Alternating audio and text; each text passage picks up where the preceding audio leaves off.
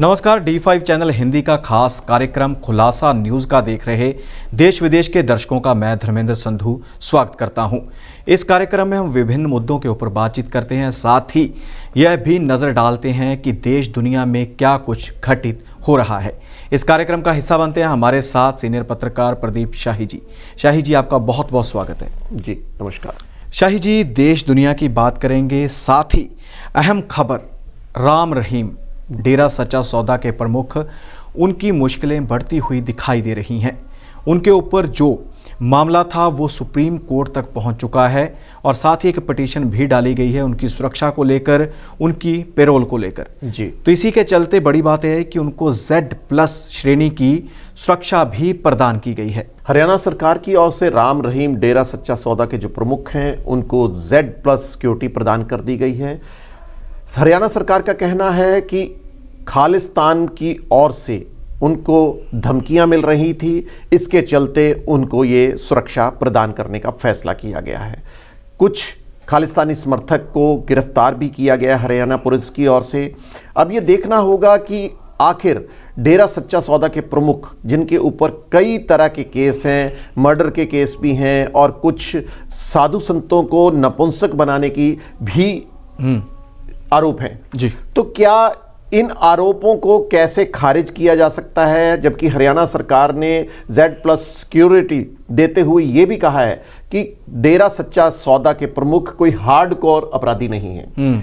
आखिर इस तरह के अपराधों की विभाजन को कैसे परिभाषित किया जा सकेगा, इस बारे में अभी कहना कुछ मुश्किल है, परंतु Z+ सिक्योरिटी देने से चर्चा का विषय बन गया है और राजनीतिक गलियारों में इसका विरोध भी शुरू हो गया है। जी शाही जी, साथ ही बात करते हैं बिहार के पूर्व मुख्यमंत्री लालू प्रसाद यादव की। जी, लालू प्रसाद यादव की भी मुश्किलें बढ़ती हुई दिखाई दे रही हैं। चारा घोटाले में एक नया केस खुला, जिसके 2 शायद किए गए 2 साबित हुए और लालू प्रसाद यादव को 5 साल की सज़ा और हो गई है। उनके साथ 38 लोग ऐसे हैं जिनको 4-4 साल की सज़ा हुई है।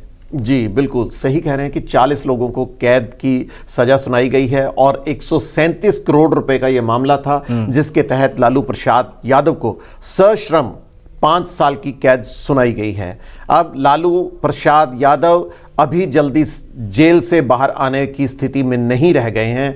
वहां पर देखना होगा कि उनकी आयु को भी देखते हुए सश्रम जो फैसला सुनाया गया है जेल का, वो भी उसको कैसे पूरा किया जाएगा, ये कोर्ट के ऊपर निर्भर होगा या जेल प्रशासन के ऊपर भी निर्भर होगा। आपको बता दें कि लालू प्रसाद यादव पर चारा घोटाला में कई केस चल रहे हैं। जी शाही जी, हिजाब का मामला भी काफ़ी गर्माता हुआ दिखाई दे रहा है। हिजाब को लेकर हाई कोर्ट का फैसला भी आया है, जो सरकार ने वहां पर जवाब दिया है।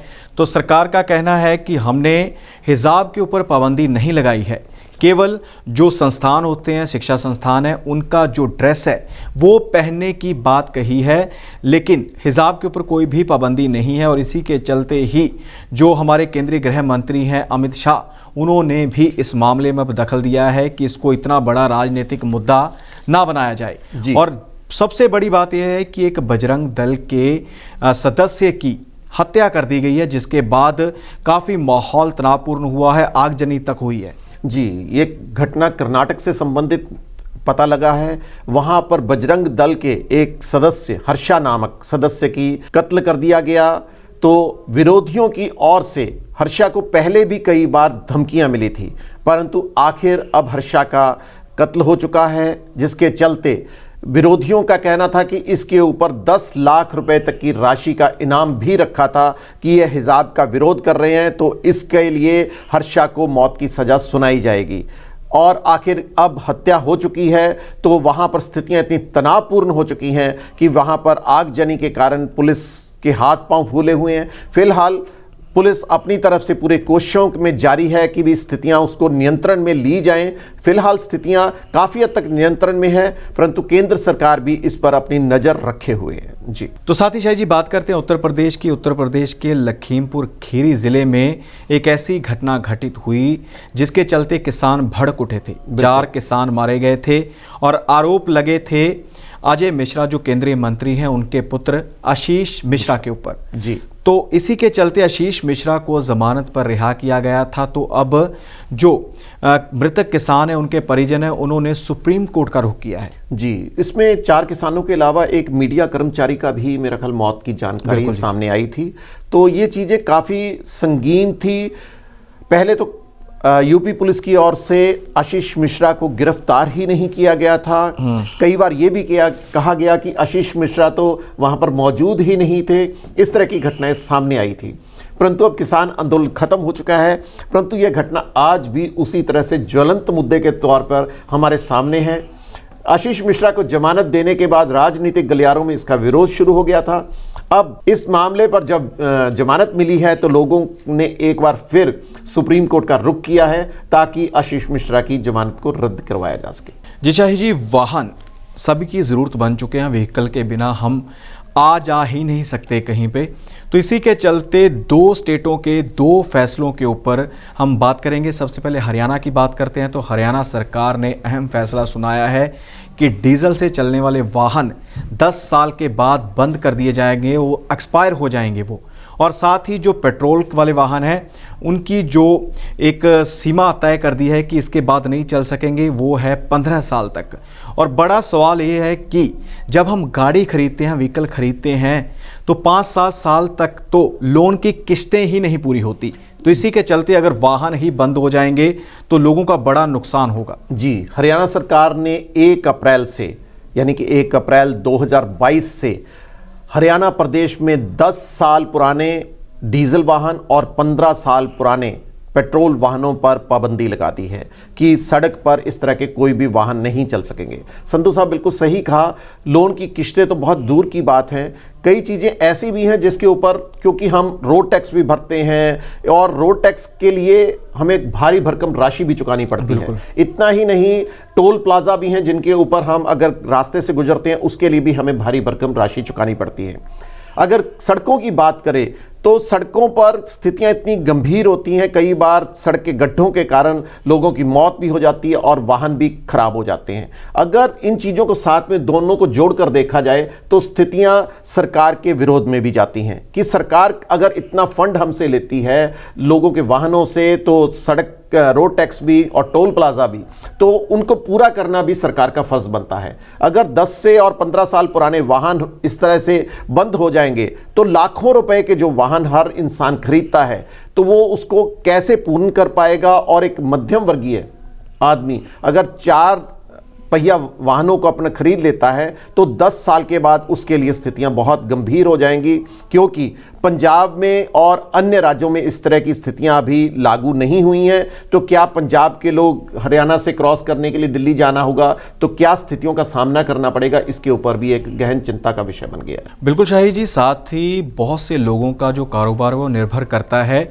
इन वाहनों के ऊपर, जैसे बड़े ट्रक हैं, ऑटो हैं, छोटे हाथी हैं, काफ़ी कुछ है जी, जो एक जगह से दूसरी जगह सामान लेकर जाते हैं। बिल्कुल। तो वो लोग जिन्होंने अपनी सारी पूंजी इस अपने कारोबार में लगाई होती है उनके लिए भी नुकसानदायक होगा। लोगों को चाहिए कि इस फैसले का पुरजोर विरोध करें इकट्ठे होकर, क्योंकि आज एक स्टेट की बात है, साथ ही दूसरी सरकारें भी ऐसा फैसला ले सकती हैं जो लोगों के लिए घातक सिद्ध हो सकता है। बिल्कुल। शाही जी, बात की जाए हिमाचल प्रदेश की, तो हिमाचल प्रदेश में कहा जा रहा है कि 2025 तक पूरी तरह से इलेक्ट्रॉनिक जो वाहन होते हैं वो हो जाएंगे, एक हब बन जाएगा हिमाचल प्रदेश। जी, ये बिल्कुल सही कहा आपने। 2025 तक हिमाचल सरकार ने इलेक्ट्रिक वाहनों के हब बनाने का फैसला किया है। इसके लिए उन्होंने 15,000 4 व्हीलर और 50,000 2 व्हीलर और 500 3 व्हीलर टारगेट भी रखा है कि इन वाहनों को, इलेक्ट्रिक वाहनों को वहाँ पर बनाया जा सके। बनाने का भी उनकी प्रक्रिया वहाँ पर ही शुरू करने का फैसला किया है हिमाचल सरकार ने।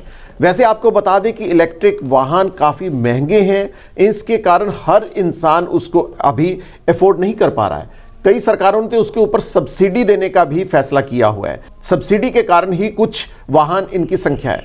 सबसे और भी एक दिक्कत अभी इलेक्ट्रिक वाहनों की आ रही है कि इनको रिचार्ज करने के लिए भी अभी हब नहीं बने, क्योंकि पेट्रोल पंप स्टेशनों पर अभी पेट्रोल वाहनों और या सीएनजी की सुविधा है। इलेक्ट्रिक वाहनों को चार्ज करने की स्थितियां भी काफ़ी मुश्किल में होंगी। तो इस तरह की स्थितियों पर काफ़ी गंभीरता से विचार करने की ज़रूरत है। परंतु हिमाचल सरकार का यह फैसला बेहद सराहनीय है, क्योंकि इलेक्ट्रिक वाहन आने वाले समय की एक ज़रूरत बन जाएंगे, परंतु साथ में इनकी कीमतों को भी कम करने की ज़रूरत है ताकि हर इंसान इसको खरीदारी कर सके। जी शाही जी, बात की जाए देश व दुनिया की, तो दुनिया के हिसाब से सबसे बड़ी खबर जो निकलकर सामने आ रही है वो ये है कि रूस और यूक्रेन के बीच संकट पैदा हो गया, आपस में तनावपूर्ण स्थितियां पैदा हो चुकी हैं। बागियों द्वारा 2 शहर जो यूक्रेन के हैं, डोनेत्स्क और लुहांस्क, इनके ऊपर कब्जा कर लिया गया है और इनको गणतंत्र घोषित कर दिया गया है, जिसके बाद रूस काफ़ी सख्ते में आ गया है और भारत की ओर से एयर इंडिया की जो फ़्लाइट्स हैं वो भेजी जा रही हैं ताकि वहाँ के नागरिक जो भारत के रहने वाले हैं उनको सुरक्षित भारत वापस लाया जा सके। और बता दें कि मुख्य रूप से जो यूक्रेन का बड़ा शहर है डोनेत्स्क, वो काफ़ी औद्योगिक इकाई के रूप में प्रसिद्ध है। वहाँ पर ऐसे खनिज हैं और स्टील का सबसे बड़ा उत्पादक है वो। तो इसी के चलते अगर ये अलग से अपना काम करते हैं तो दोनों देशों को तकलीफ होनी लाजमी है। अकेला यूक्रेन ही नहीं, रूस ही नहीं, अन्य देश भी इसके ऊपर गंभीरता से नज़र गड़ाए बैठे हैं। अगर यूक्रेन की बात करें तो उन्होंने रूसी चौकी पर हमला करते हुए रूसी चौकी की भी उड़ा दी है बमबारी करते हुए, जबकि रशिया, कुछ जानकारियां ये भी मिल रही कि रशिया पूर्वी यूक्रेन को मान्यता देने पर विचार भी कर रहा है। तो ये चीज़ें अगर सामने आएंगी, वहाँ पर यूएसए ने भी धमकी दी हुई है कि अगर पुतिन उनसे सही ढंग से बातचीत नहीं करेंगे तो युद्ध की स्थितियां उत्पन्न हो सकती हैं। अगर ये स्थितियां ऐसी ही रहीं तो कई देश रूस का साथ देंगे और कई यूक्रेन का साथ देंगे, तो जिससे स्थितियां बेहद तनावपूर्ण होने का भी अंदेशा सामने हो चुका है।